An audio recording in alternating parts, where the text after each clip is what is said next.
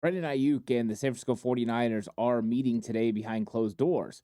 What does this meeting mean, and where do contract negotiations go from here? A lot of information coming out in this episode of 49ers Cutback.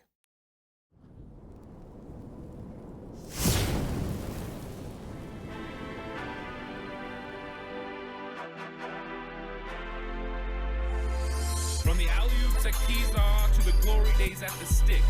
From who's got it better than us to brick by brick. It's always the 49ers way. From off-season to game day. Yeah, we talk back.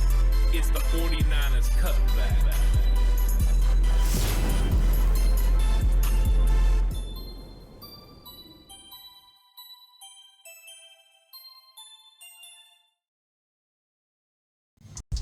It's 49ers Cutback podcast time. Welcome to the show, everyone. Brandon Aiyuk. He's been the constant conversation this entire offseason, and it changes nothing today. Brandon Aiyuk and his representative are meeting with the San Francisco 49ers behind closed doors. And this, of course, reported by Ryan Clark of ESPN, who said that he had a personal conversation with Brandon Aiyuk and that Aiyuk revealed that he was going to be meeting with the 49ers. And this just got a whole lot more interesting. So we're definitely going to get into this. And I don't always like talking about contracts. I don't really like talking about the contract process. But this is getting a little bit more interesting than it has been before, as Brandon Aiyuk is now wanting to meet with the 49ers. And here's exactly what was said in this. So 49ers wide receiver Brandon Aiyuk told Ryan Clark that he's been taking the negotiations personal and that the offers so far have affected him. Aiyuk's first choice is to stay in San Francisco, but he is comfortable playing elsewhere if they're willing to trade him. Aiyuk is meeting with the 49ers today, a meeting he requested. And I think that's an interesting part of this whole thing is Brandon Aiyuk is actually the one that has requested this meeting. And he's not the first player to be in contract negotiations to take things personal. But it was just last week that the 49ers wide receiver Brandon Aiyuk had a interesting TikTok video that came out that showed him saying they don't want me anymore. And, it looked like it was very staged. He had Jaden Daniels on the other side, some 49ers highlights showing initially his, girlfriend having conversations. It was interesting. This is not very much different than what we saw of the Deebo Samuel playbook. And Deebo Samuel handled negotiations the way that he felt was necessary, and his agent handled it the same way with multiple wide receivers around the league that year. And all of them ended up with contracts that benefited them. So Aiyuk is looking to get this thing done. Now, there is definitely a disconnect between what the 49ers want to pay him and what Brandon Aiyuk believes he deserves. And that's always the case. You want as much money as you can get as a player. And as a team, you want to make sure that you're paying the least amount that you possibly can without disrespecting that player, because you're trying to build your roster. And it's getting harder and more difficult every single year that you add and bring back one of your homegrown talents to be on this roster. You're paying the number one tight end. You're paying the number one linebacker. You're paying the number one left tackle. You're going to be paying the number one wide receiver. There's a lot of money that are going to big-time players. And I didn't even mention the number one defensive end in Nick Bosa. So Brandon Aiyuk wants to get his, and that's understandable. And the 49ers are trying to do their part to make sure they look out for the 49ers organization moving forward. Well, here we are. We're at a moment where didn't think this was going to happen so soon. Thought this was going to happen more closer to training camp the way it did with Deebo, where you have these sit-down meetings because then there's a deadline that gets things done. But in this case, Brandon Aiyuk is pushing for something else to get done. And so please like and subscribe to the channel if you haven't already. I really appreciate it. If you're listening on audio platform, 49ers Cutback on Believe, please give it a 5-star rating. If you're going to bet with Bet Online. Bet Online is your number one source for all your sports betting needs this season, from baseball, golf, soccer, right up to all the fights in UFC, MMA, and boxing. Every stat, every matchup, and even live odds and spreads while games are being played. When the game's over, head on over to our online casino and get in on a game of blackjack or poker, or unwind with one of our over 150 slot games. Head to the website today and get in on the action. Use the promo code BELIEVE, that's BLEAV, for your 50% welcome bonus on your first deposit. Bet online, the game starts here. So this one just got a lot more interesting when it comes to contract conversation. Now, I went and pulled a couple of clips from Deebo Samuel just earlier this offseason where he talks about Brandon Aiyuk and some of the things that he dealt with in his own contract negotiations. And I think it's going to give some context to what's going on with Aiyuk. But one of the things Deebo says in those clips is that he has to rely on his agent, the agent going back and forth between the team, and he just has to let this thing play out and that it's a long process. Brandon Aiyuk doesn't appear to be wanting to wait. He wants to get things done. It was just a little while ago that he made this statement, a couple weeks. My home is here. My family is here. Everything I know is here. I want to be a 49er beyond this season. So Aiyuk has showed that he wants to be in San Francisco. This is a place that he wants to be. He wants to be able to, get things done and play for the 49ers. But now he's kind of saying a little bit something different. He's starting to feel frustrated with the process because he's seen other wide receivers get paid this offseason, whether it was Justin Jefferson or A.J. Brown or Amon-Ra St. Brown, Jaden Waddle. There's a lot of wide receivers getting contracts, and Aiyuk hasn't been one of those. So he's at a point now where he's ready to get John Lynch, Parag Marathi, and potentially Kyle Shanahan in a room and say, hey, look, I'm not happy with the offers that you're giving. And what offers are the 49ers offering him? Well, according to Mike Silver, the San Francisco 49ers have offered him $26 million per year. And when you look at $26 million, you just look a couple years back at 2021 offseason, so it would have been the 2022 season, Deebo Samuel was given a $23 million contract. So with the 49ers offering $26 million a year, that's more than what Deebo Samuel made, and it's pretty good money. Now, it's top 10 wide receiver money in the league. That would put him at number 8 as far as wide receivers in the NFL, just behind Cooper Kupp, who's making $27.5 million. And those contracts for Cooper Kupp, Devontae Adams, they're older contracts, so those guys, Brandon Aiyuk would be behind.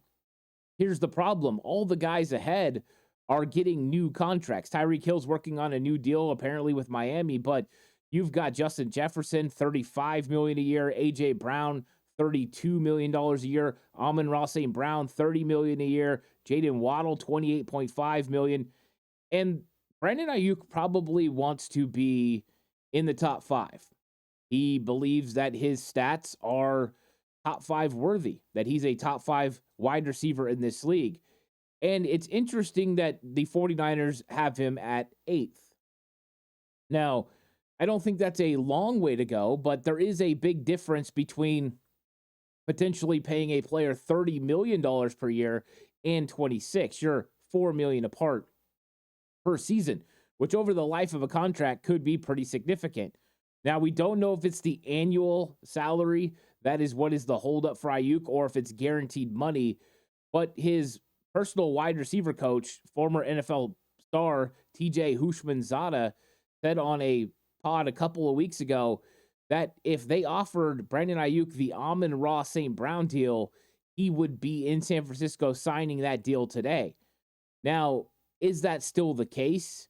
I'm not sure. And what parts of the Amon-Ra St. Brown deal is he talking about? The $120 million over the 4-year deal? Is that the total he's looking at? Is he looking at the total guaranteed money, or is he looking at the actual guaranteed money? The actual guaranteed money pays Amon-Ra St. Brown $28.5 million, very in tune with what Jaden Waddle got with the Miami Dolphins. So that would put Brandon Aiyuk, if he got over that, let's say he got $29 million, into the top 5. So that's where we're kind of wondering what Aiyuk is wanting. Is it the guaranteed money, or is it the overall value of the contract? Does he want that number, that value for year to year to be higher? I would think most players would be fighting for guaranteed money. Guaranteed money makes you know you're going to be able to put that in your pocket. So Brandon Aiyuk is making a power move. Brandon Aiyuk knows that he has really no other recourse. He tried to play it through social media. He tried to be patient first, which give him credit for. Then he started trying to play it through social media, doing the necessary normal things that you do. Now, what's next for Brandon Aiyuk? Well, it appears it's a private meeting with the 49ers where, according to what Ryan Clark said, Brandon Aiyuk is now starting to say, I want to be here, but I'm okay with going to another team. So Aiyuk is saying potentially that you can trade me if you don't want to pay me what I know I'm worth. So he's trying to start putting a trade request out there. Deebo Samuel did this very early in the process in the 2022 season. So this is something that isn't new. That year, A.J. Brown had a trade request. DK Metcalf had a trade request. Deebo Samuel had a trade request. Everyone had a trade request. And A.J. Brown got traded and got a new contract. DK and Deebo got new contracts. So he knows that he doesn't really have a leg to stand on when it comes to negotiations. So he's trying to create leverage. Right now, the 49ers have all the leverage in the world. Brandon Aiyuk is slated to play on his fifth-year option at $14.1 million, which is nice money. But I think we all agree Brandon Aiyuk is worth more than $14.1 million. And I believe the 49ers front office believes he's worth more than $14.1 million. But also, the 49ers don't have to pay Brandon Aiyuk what he wants because Aiyuk is beholden to the contract. That's one of the things about the NFL's collective bargaining agreement. These rookie contracts are really ironclad. And there's nothing Aiyuk can do about his fifth-year option. 49ers had the right. They exercised it.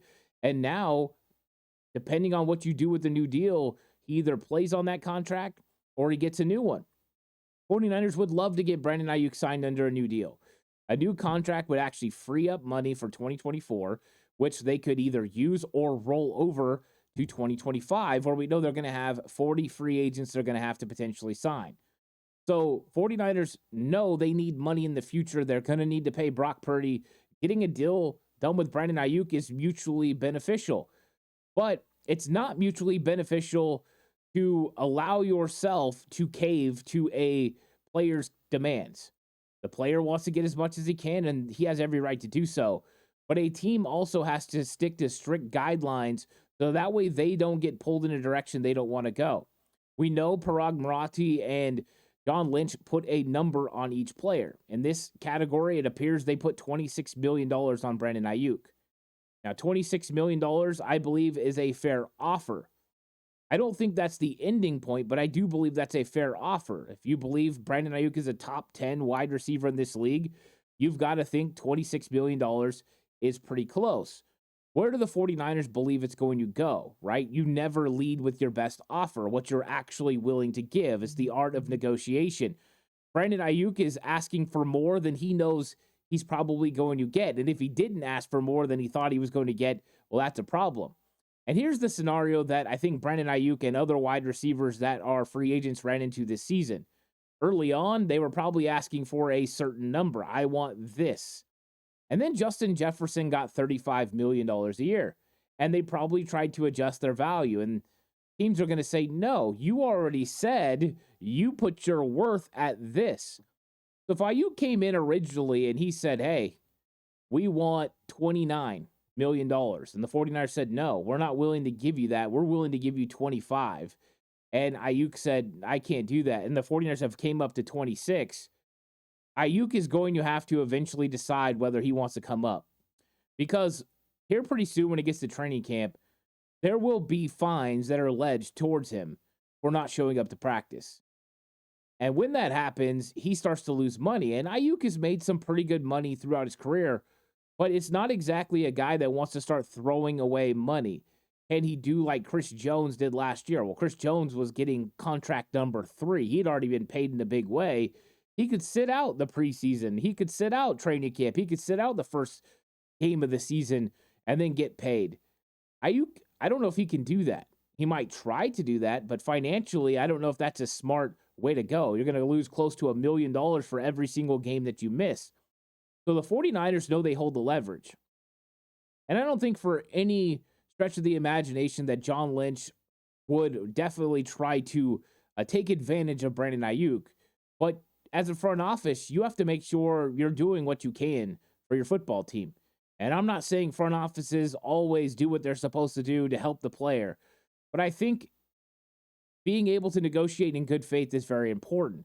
And I know it's going to get a lot of people talking about the potential of Brandon Ayuk being traded. But before we go there, let's listen to Deebo Samuel because I think this is very interesting.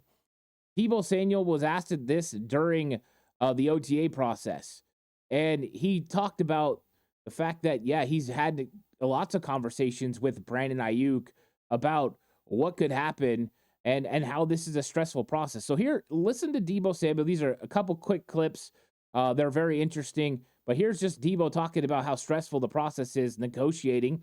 And it's Deebo who negotiated with the 49ers just a couple years ago. Here's what he had to say. Much as I can, actually. I know this is a stressful time, and he's done a tremendous job throughout his career here. And when it comes to things like this, it get tough, and some things you kind of take personal, and it's just like overall, it's just a stressful process, to be honest with you. And I think that's what we're starting to see get to Brandon Ayuk a little bit is the stress, because he's not just thinking about it as a football player, but also thinking about it as a dad, as a partner, as somebody that's taking care of his family. It's like, I want to be here, but I also know I've been putting in all this effort so that way I can have generational wealth for my family. I can take care of my family. And that's what his goal is. So everyone who is a human being who deals with bills and deals with stresses of life know that that's just something you're thinking about. And I know we're talking about a guy who's a millionaire who's going to look to be a multimillionaire, even more so than he is. But that's the avenue that he goes to make his money, right? That's his livelihood. That's what he chose, and he's really good at it. And if you're really good at something, you should get paid to do it. So you don't do things for free. In Ayuk's case, we talk about $1 or $2 million like it's not that much, but if anyone gave us $1 or $2 million, we would think that was a tremendous amount of money. So these guys don't want to come off $1 or $2 million, and it becomes very stressful. So Deebo Samuel has been talking him through the process, and Deebo knows through the process that sometimes you have to be calm, and then sometimes you have to take action. We've seen Deebo do it a couple of different ways, and I think we've seen a similar response from 49er fans on social media. Some just want the player paid no matter what, and then some start to get their feathers ruffled about the players, and so that can create feedback. But what you're trying to do by working through social media is generate pressure for the team, because the team doesn't feel that pressure. It's the player that feels the pressure because they're trying to get the contract done. Now, one thing that Brandon Ayuk said in his comments to Ryan Clark was that he was starting to take it personal. And whenever it starts feeling personal, that's when feelings are hurt. And so I'm guessing that the offer the 49ers gave him, he felt was disrespectful, or the fact that they're not moving off that number to a higher number is making him feel disrespected for what he's done for the football team. And he's done a lot. Over the last 2 years, he's had over 1,000 yards receiving, nearly 1,400 yards receiving last year. And just take a glimpse around social media, and there's a lot of fan bases, whether they're Steelers or Commanders, that are thinking that Brandon Ayuk to their team would put them over the top. So, of course, he's going to start taking it personal because he's not getting paid what he feels like he's worth. Now, does he feel the 49ers aren't negotiating in good faith? I don't know. But it appears they've put a firm stance down on Brandon Ayuk, and Ayuk has to figure out where he goes from here. That's why he called for the meeting. But here's what Deebo had to say about it potentially feeling personal. I thought it was an interesting response. Oh, yeah, for sure. At the end of the day, you want to get what you deserve, and at the end of the day, you hope it happens, but it's not going to happen in a timely manner that you want it to happen. It's just, it's just a waiting game, and just, in this situation, you just let his agent communicate with them, and they communicate back, and it's just a back and forth for a long time. Not only can you take it personal, but it can actually affect your game. All that stress. In Deebo's case, he said he didn't prepare as much for the season as he normally would because he was dealing with all of that, and he got caught up in the negotiations. Now, I think that Aiuyk will continue to prepare. And all the videos that we've seen online show Brandon Aiyuk has prepared in a big way. But it's something that starts to wear on you through the process, right? You start getting frustrated with the whole thing. And Debo took it personal. Shoot, Debo took it personal this offseason when the 49ers were open to trade potentials with him. And that's got to be the same thing with Brandon Aiyuk. If he heard that, you somewhat take that personal. It's like, wait, you're willing to move off of me? Now, of course, Debo kind of acted like his agent discussed it with the 49ers, and maybe that went away pretty quickly and they moved past it. So I'm not sure exactly that part of it, if the trade part of it got frustrating for Brandon Aiyuk or if it's just the money. But this is a thing. You're seeing that players take it personal when they're not able to get the money. Some of them do speak through the media. Fred Warner, he didn't really have to. He stayed really quiet for the most part about his contract. They ended up getting it done. He just had a feeling that they're going to get it done. But with these new comments from Brandon Aiyuk, he opened the door for the first time about trade. And I mentioned the other fan bases, and they're absolutely running with it. The Steelers talking about, him going there for a 2025 second round and a fifth round pick. But here's the real problem with the whole thing. Brandon Aiyuk is now handling some of the negotiations. He's the one that called for the meeting. He's wanting to get a grip on this. He started doing it a couple weeks ago, working through the media, trying to put pressure on the 49ers by saying, hey, no, I want to be here. So far, this is where my family is. They're just not working with me. Then he goes to the TikTok video. It's like they don't want me no more. He's trying to put pressure on the 49ers through the fan base. And I'm not sure it's working. So he said, you know what? That's not working. Let's get in a room together and have this conversation because I'm very frustrated. So part of the reason that he is frustrated is that he is not quite getting that money. But here's the problem for the 49ers. They've offered him $26 million. Why have they offered him $26 million?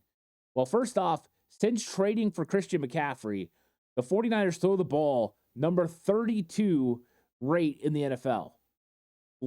They throw the least amount of passes in the entire NFL since they got Christian McCaffrey. They pass on 51.8 of their offensive snaps, so just over half. You talk about balanced offense, run to pass, you're 51.8 passing in today's NFL. That makes it a little bit more difficult. They've only called 1,643 offensive snaps. That's number 28. The explosivity of the 49ers offense means they don't even call as many plays as the other teams around the league. There's not as many opportunities for the playmakers that they have on the team. But part of it is because they have so many playmakers on the team, it makes it easier for everyone else. So when you see those numbers, you see Aiyuk did such a great job. His numbers aren't going to reflect like maybe what Justin Jefferson gets, where he gets over 16.8% or 62.8% of the targets. Aiyuk's just not going to get that. He's in a run-first team. This is where he wants to be. That might skew what his value looks like. But here's the problem for Aiyuk when he's pushing for a potential trade. There is absolutely no upside to trading Brandon Aiyuk right now. You can't do anything to replace him. And if your argument is they potentially could replace him with Ricky Pearsall, that has not been a way the 49ers have went about business with the wide receiver position. They can draft players and expect them to step in year two, maybe some sort of help in year one, but year two, step in. They've been doing this at other positions too. They draft a year ahead. They draft tight ends, knowing Charlie Warner and Ross Dwelly are probably moving on. They draft safety, Talanoa Hufanga, knowing they're going to move on from Tart, maybe even Jimmy Ward. They draft Deommodore Lenoir and Ambry Thomas, knowing they got to improve that position. D. Winters, Jalen Graham, don't know what's going to happen with Oren Burks. 49ers continue to draft ahead of time, and that's what you have to do. You can't be a team that needs to rebuild. You just reload. If you have players in the pipeline, when somebody moves on, whether that's because they got more money out there or maybe they just retire, whatever it is, you have to have that player that can step in. So the 49ers have been doing that. You just look at the safety room this year, Malik Mustafa. The year before, Jair Brown replacing Tayshaun Gibson. So 2025 draft picks are not going to get it done for Brandon Aiyuk. The San Francisco 49ers are in a win-now situation. They just went to the NFC Championship game in 2021, 2022, 2023. They got over the hump and went to the Super Bowl. They're not looking to trade an offensive weapon that had over 1,300 yards receiving last year for what could be in the future. And that 2025 pick, when's that going to help their team? 2026? That's not a bet the 49ers want. And what team is going to give the 49ers enough value to be able to help the football team this year?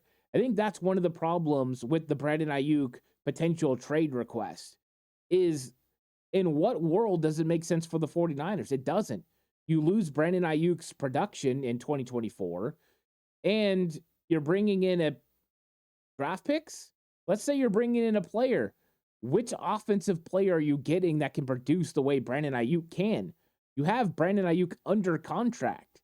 You have him at $14.1 million per year, which is affordable for a wide receiver of his stature. I mean, he's getting underpaid. So I just don't understand why the 49ers would be moved to trade him, whether Brandon Aiyuk said he was going to hold out or not. Because if Aiyuk holds out, eventually the money's going to catch up to him and he's going to come in. Because if you miss too many games, then you lose an accrued season, which means we repeat the process next year. And the 49ers could just hold that over him. I don't think this is a ploy they like to do, but it definitely sets a deadline to make sure you can get a deal done.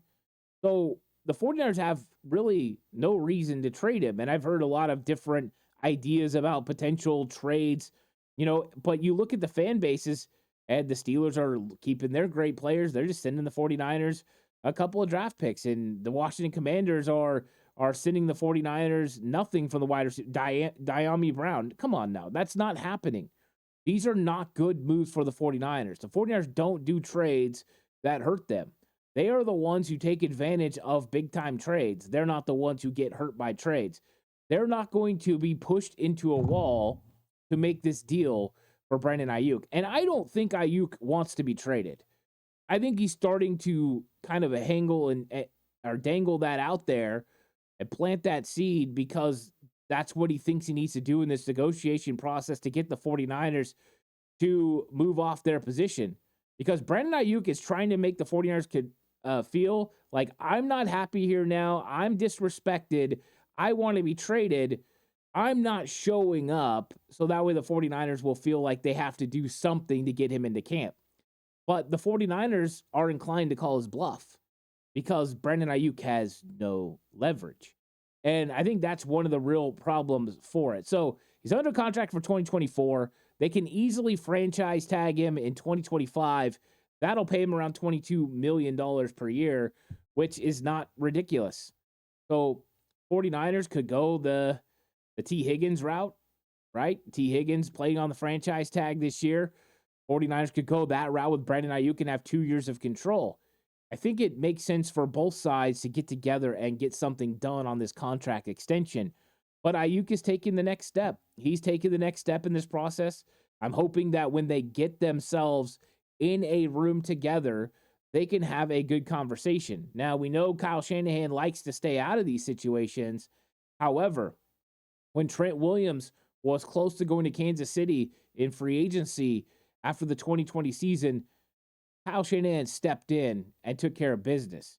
When Raheem Mostert was very upset with his contract, Kyle Shanahan stepped in and took care of business. So it doesn't mean Kyle won't get involved and help the 49ers with this deal, but they know that when push comes to shove, they need Brandon Aiyuk's money in a certain position. The good news is I don't think the 49ers and Brandon Aiyuk are that far off. Pretty close to what you were hearing last year from Nick Bosa. They were potentially $4 to $6 million apart. I think at most the 49ers are $4 million apart. I don't think Brandon Aiyuk can realistically ask for over $30 million to make him higher paid than Amon-Ra St. Brown or Jalen Waddle or one of them. But I think the 49ers are basically saying, here's a point, and this is where we stand. So we'll see if anything comes out of this meeting. I don't know how much reports will get out of it. Will Brandon Aiyuk take to social media to let people know what happened? Or will this just move the negotiations forward? That's one outcome we haven't considered yet. That maybe conversation and being in a room and all sides expressing, we want to get this done, but we need to get it done in a manner that works for both sides. Maybe this will create common ground, and common ground leads to a resolution. So hopefully the 49ers and Brandon Aiyuk have a very good conversation, that it yields results, and that they can potentially move forward, because everyone in this situation wants a deal, whether it's fan base, it's the front office, it's Brandon Aiyuk. They want Brandon Aiyuk to sign a new contract in San Francisco and be here at a part of Brock Purdy's prime years as the 49ers quarterback. So it definitely uh, is motivation for all sides to get this done. But will this yield positive results? I hope so. I think John Lynch and Parag Bharati and Kyle Shanahan are going to want to get this deal done, and this is going to help move it forward. But Ayuk's coming in guns blazing. He's setting meetings. He's getting things moved forward. I think this is going to be a really interesting thing. So let me know what you guys think about these contract negotiations in the comment section down below.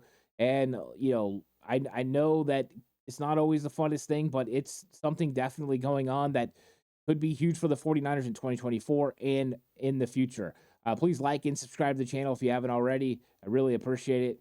Audio platform, 4 yards cutback on Believe. Please give it a 5-star rating. This episode was brought to you by Bet Online. The game starts here. I'll catch you guys in the next one. Until then, stay safe. And remember, the right way is always the 49ers way.